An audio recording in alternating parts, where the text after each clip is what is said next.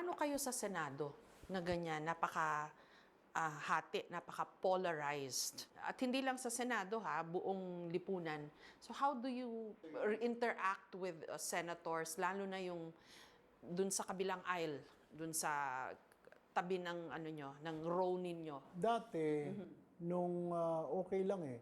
Ito na lang nung pumasok si Senator Alan Peter Cayetano, magkakaibigan-kaibigan yan eh. Sila Robin, sila yung DDS Block.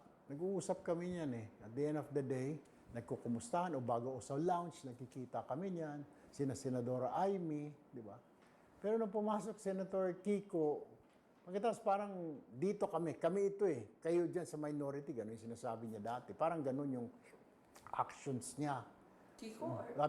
Si Alan Peter Cayetano. Parang dito kami, majority kami, kayo dyan sa minority, yun ang sabi niya. So, doon nag-umpisa yun. Tapos nga, nagkaputukan pa, nagkabarilan. Tapos, hindi na namin gusto yung mga opinion nila, yung mga pananaw nila.